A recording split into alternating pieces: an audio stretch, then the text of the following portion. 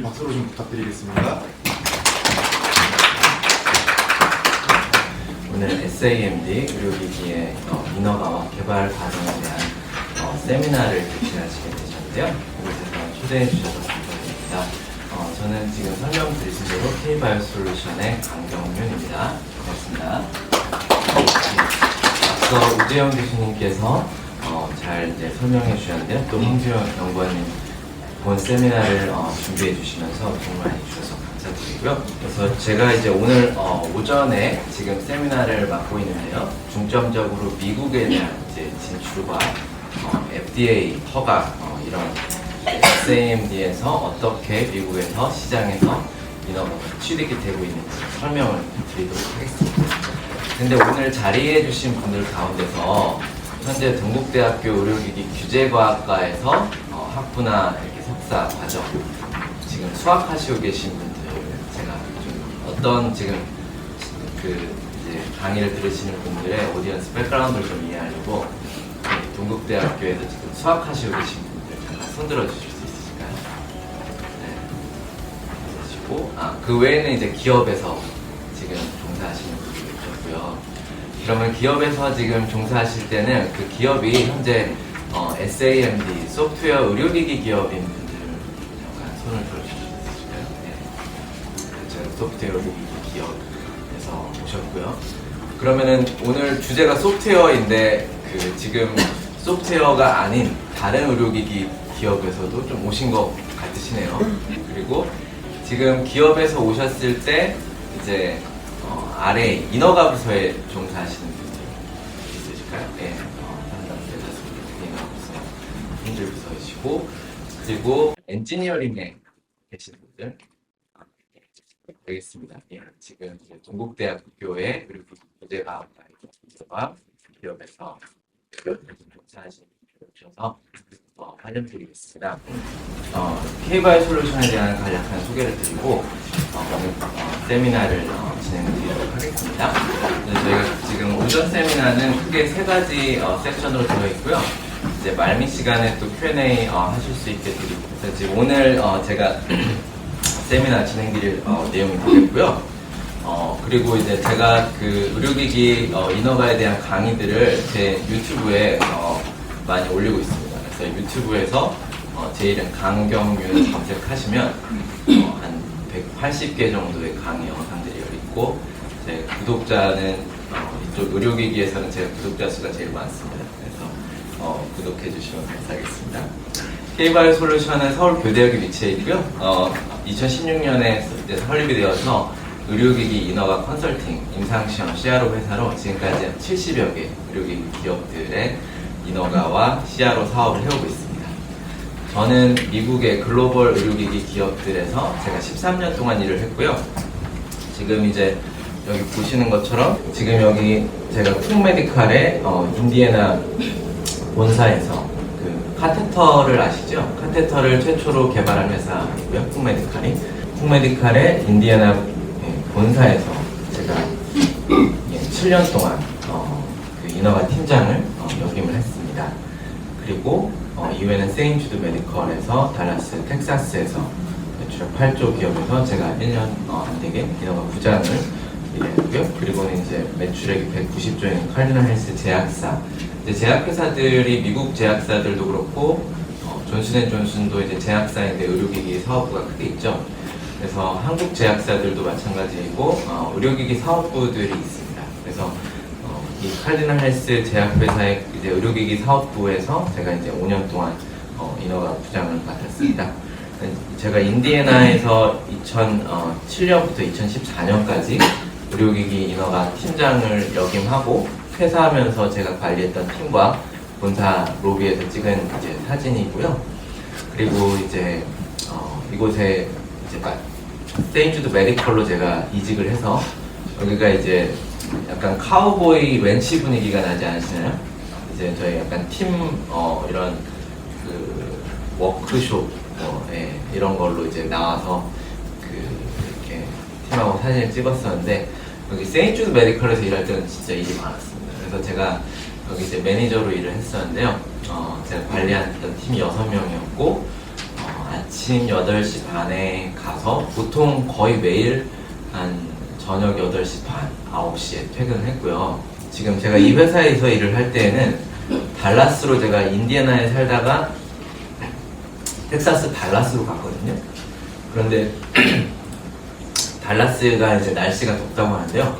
제가 사실 더운 걸 잘 못 느꼈습니다. 왜냐면 회사 안에 해를 잘 못 보다 보니까 아침에 가서 다 해가 지고 나서야 항상 밤에 퇴근을 하니까 해를 못 보니까 이게 되게 뜨거운지 잘 모르고, 그래서 미국 기업들이 상당히 일을 많이 합니다.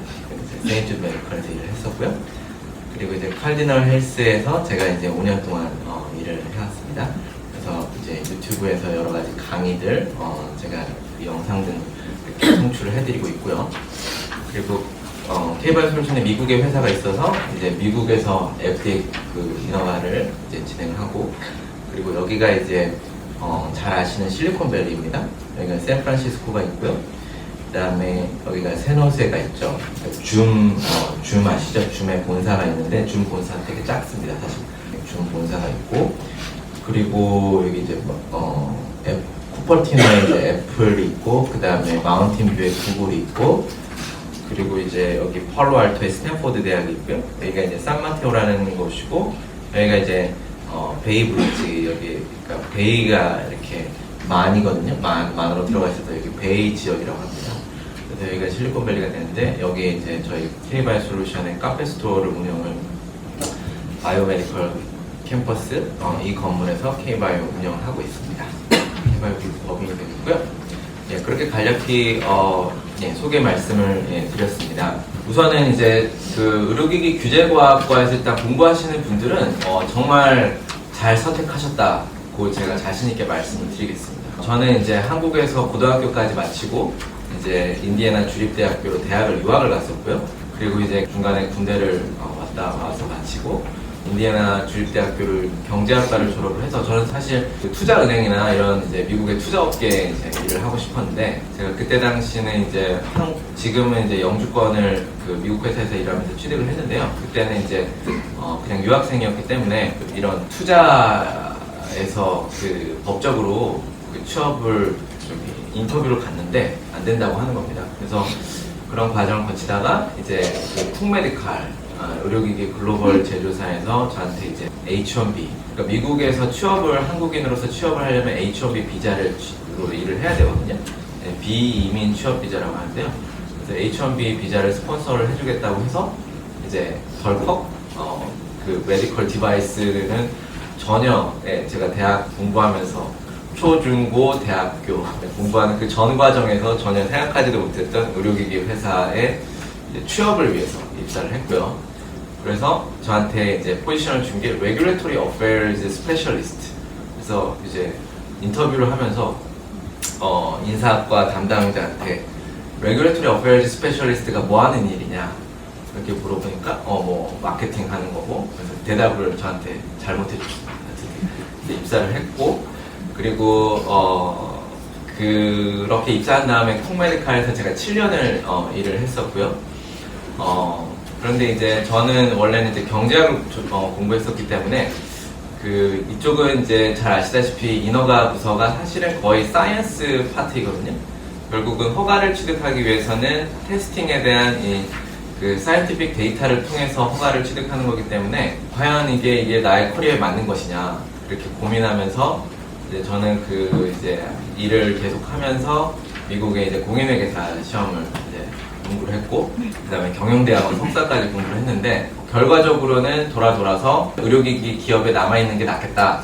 왜냐면 제가 미국 공인회계사 시험도 패스하고 그런 이제 딜로이트나 이제 큰 미국 회계법인에서 잡 오퍼도 왔거든요. 근데 결과적으로는 회계사가 되면은 원오브 댐이 되는 건데, 이쪽 그 의료기기 산업은 빠르게 발전하고 있고 여기에 스페셜티를 갖는 게 더 중요하겠다라고 저는 생각을 했었고요.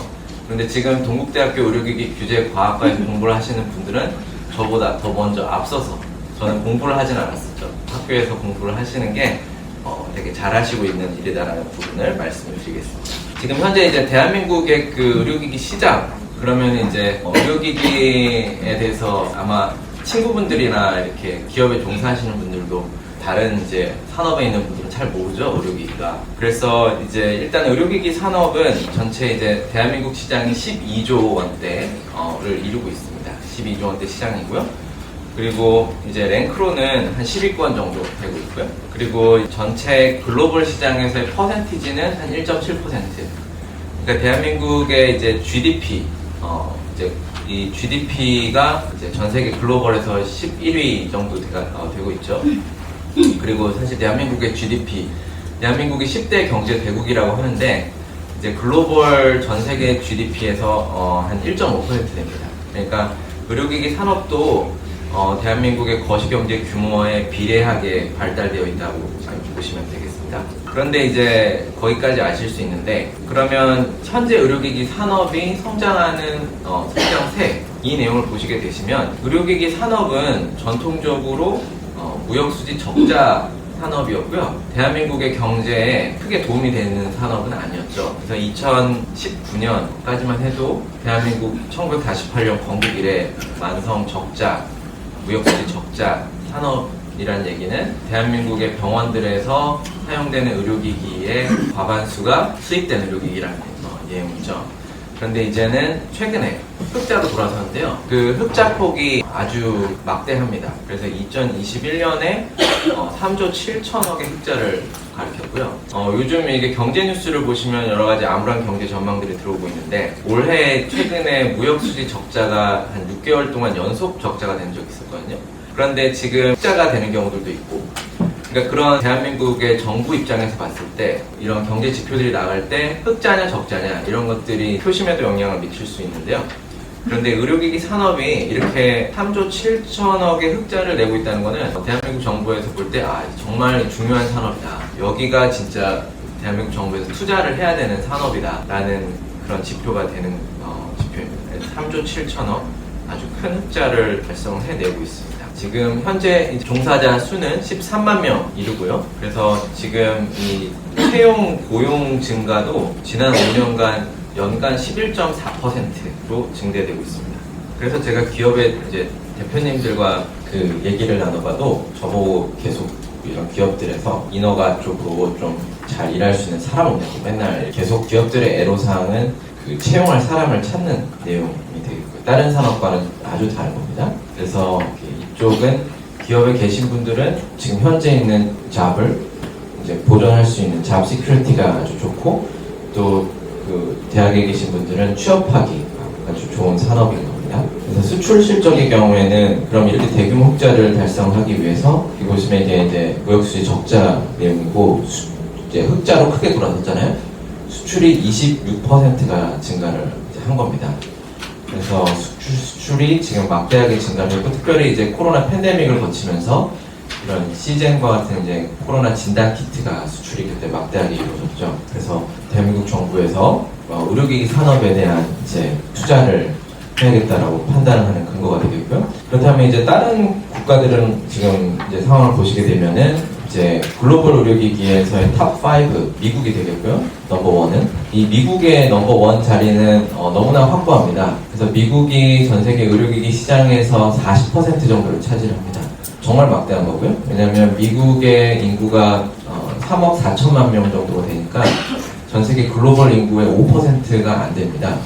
인구가 많은 나라이긴 하죠. 그런데 전 세계 글로벌 인구의 5%가 안 되는데 글로벌 시장의 40%의 소비를 하고 있다는 내용이 되겠고요. 그래서 반드시 한국 의료기기 기업들은 미국에서 성공을 거둬야 되고요. 그러니까 유럽 연합을 전체를 합쳐도 미국보다 작은 이제 시장 규모가 됩니다. 그리고 이제 일본과 중국. 아직까지는 중국이 이제 그 일반 거시경제 GDP는 지금 미국 GDP의 85%까지 바짝 따라붙고 있거든요. 중국의 그 전체 GDP하고 미국 전체 GDP를 비교해 봤을 때. 그렇지만 의료기기만을 두고 보면은 지금 아마 중국이 미국 시장의 한 5분의 1 정도 될 것 같습니다. 그래서 아직까지는 미국 시장이 압도하고 있는 게 의료기기 시장이다라는 부분을 말씀을 드리겠고요. 전 세계 글로벌 시장은 지금 이제 4,270억 달러. 그래서 이게 지금 현재 원화로는 한 600조 원 규모가 되겠습니다. 대한민국 정부의 한 해 예산의 한 절반 정도가 되는 게 전 세계 의료기기 시장 600조 원의 규모가 되겠고요. 그래서 지금 여기서 이제 보시게 되면은 이제 미국 의료기기 시장 그리고 글로벌 의료기기 시장이 4.5% 그리고 미국 의료기기 시장이 5% 이렇게 성장을 하고 있습니다. 그래서 말씀드렸던 600조 원의 규모는 그 대한민국 정부 예산은 이제 매년 좀 바뀌고 있으니까 이게 대한민국의 GDP의 600조 원이면 한 3분의 1 정도 된다고 생각이 됩니다. 그리고 이제 글로벌 의료기기 시장의 성장 속도도 상당히 5%에서 6% 견고한 상황이고요. 대한민국의 의료기기 시장은 지금 현재 10%대로 성장하고 있으니까 엄청나게 빠르게 성장하고 있는 거고요. 글로벌 시장도 5에서 6%대. 지금 현재 글로벌 시장이 한 2%, 3% 성장을 하고 있거든요. 전체 GDP가. 그러니까 지금 이 내용은 어떻게 받아들이실 수 있냐면 의료기기 산업에 종사하시고 계신 분들이나 앞으로 의료기기 회사에 이제 취업하실 그 동국대학교에 수학하시고 계신 분들, 지금 모이신 저희 그룹이 있는 의료기기 산업은 현재 이렇게 뉴스를 보셨을 때 들려오는 그 경제 뉴스와는 완전히 다른 내용. 그 의료기기 산업은 1960년대, 1970년대 대한민국이 고성장을 할 때 그때 상황인 겁니다.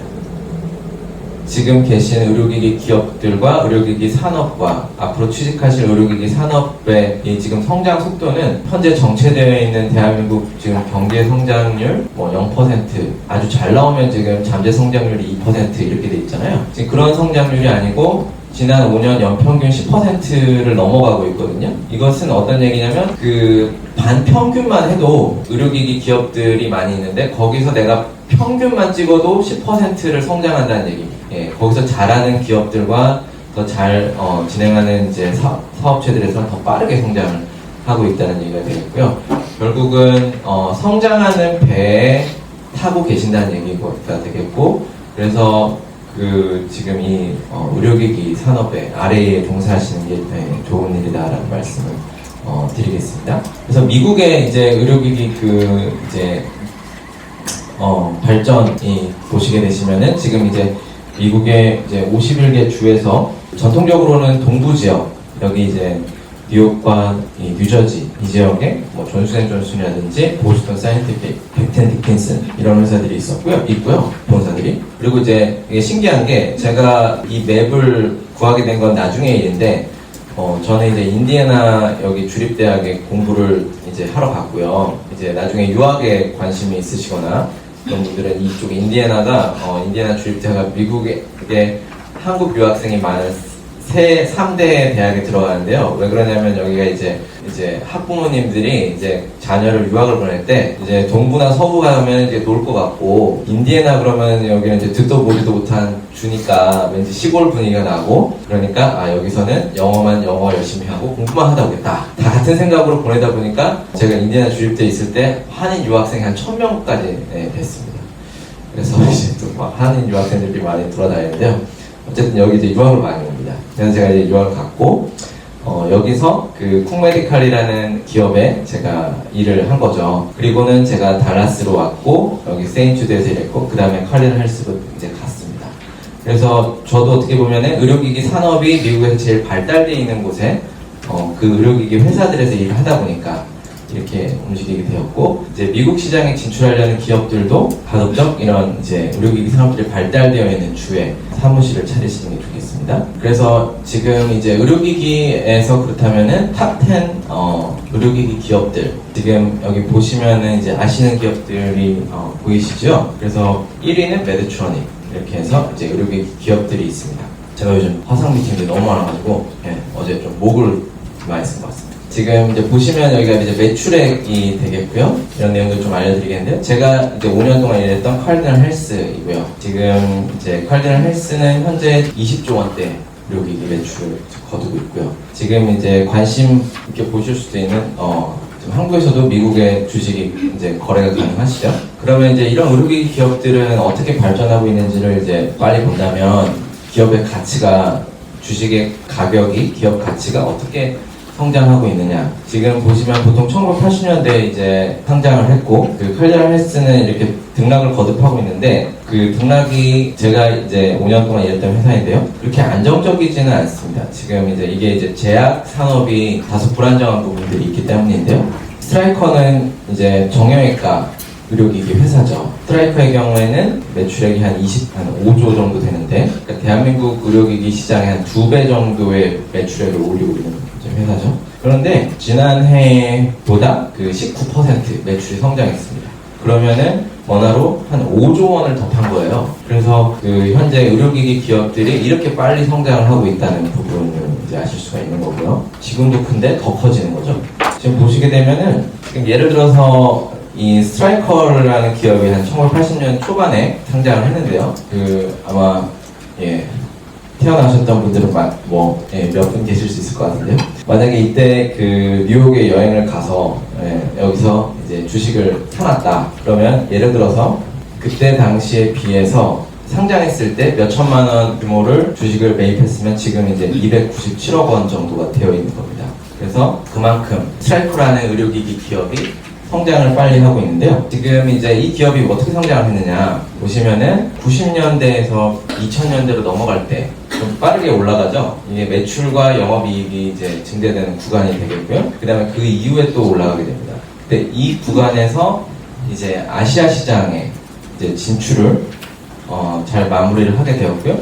또 이 구간에서 이 구간에서 먼저 유럽 시장 진출을 잘 마무리를 하고, 그리고 이 구간에서 아시아 시장 진출을 마무리를 하면서 기업이 빨리 성장을 한 것을 볼 수가 있습니다.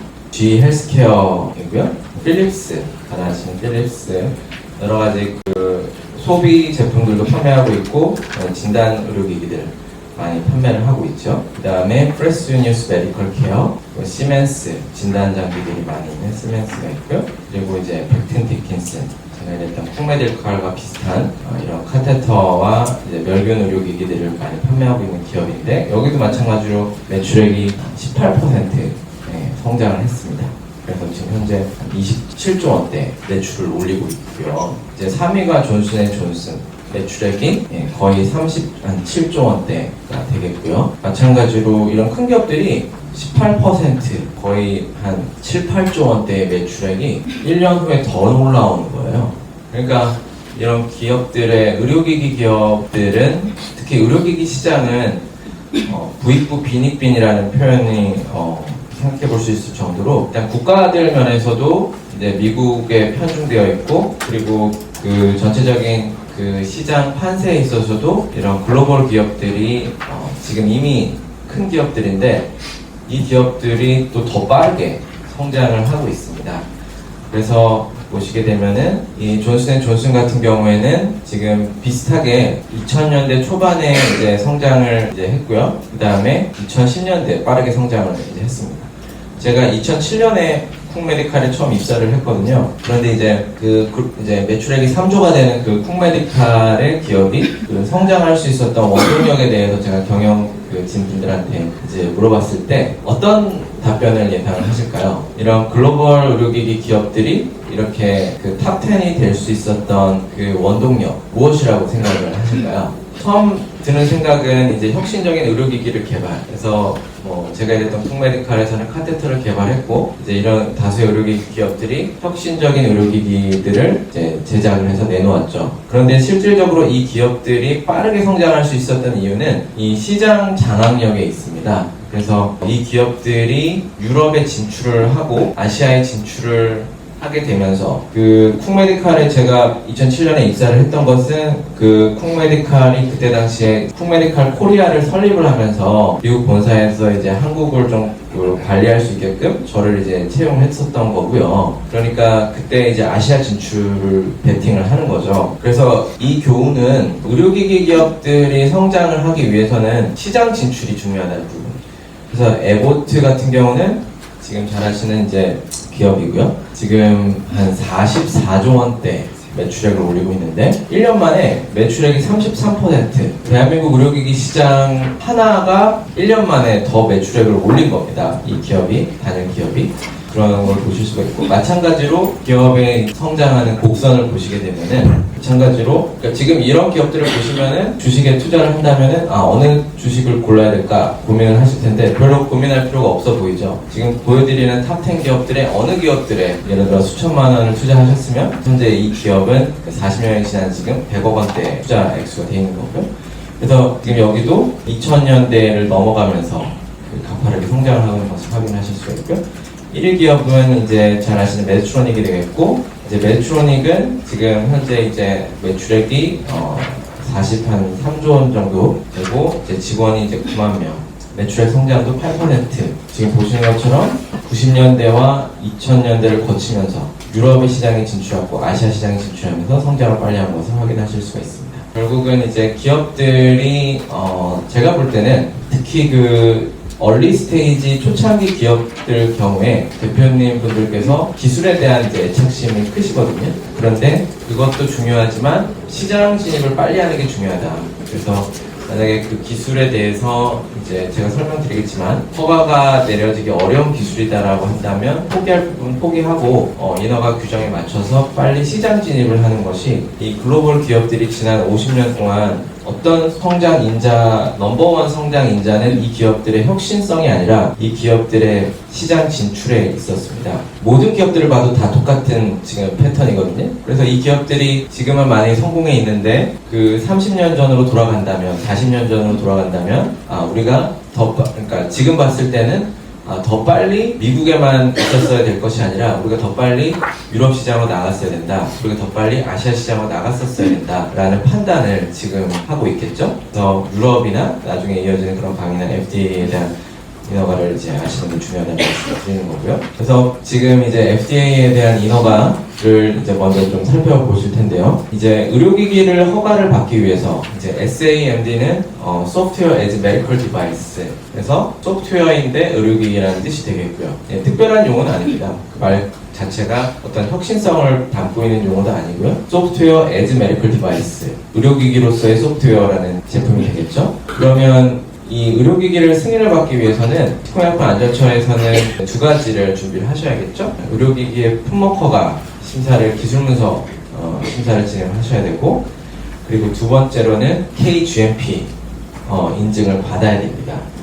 그래서 이 두 가지를 하셔야 되는 거고, 그 다음에 유럽의 승인을 받기 위해서는 유럽 CE 마크, CE 인증, 그 다음에 ISO 13485 인증을 받아야 되고요. 그리고 이제 FDA 경우에는 이제 2등급 의료기기의 경우에 510K 클리어런스를 받아야 되고요. 510K. 그리고 미국의 GMP는 21 CFR 820. 지금 이 내용은 이제 21 CFR 820이라는 이 규정 번호는 이제 나중에 아래 규제과학 자격증 시험을 준비하시면은 이제 외워두셔도 되고요. 근데 한 가지 차이점은 식약처와 이제 유럽의 승인을 받을 때는 반드시 첫 번째 제품을 허가를 받기 위해서 이 GMP와 ISO 13485 인증을 획득을 해야 되는데 FDA 경우에는 2등급 의료기기를 판매 허가를 받기 위해서 GMP 인증을 먼저 사전에 받지 않아도 되시고요. 그래서 사후 심사로 진행이 됩니다. 기업에서는 FDA 허가를 준비한다면 GMP는 사후로 준비를 하실 수가 있는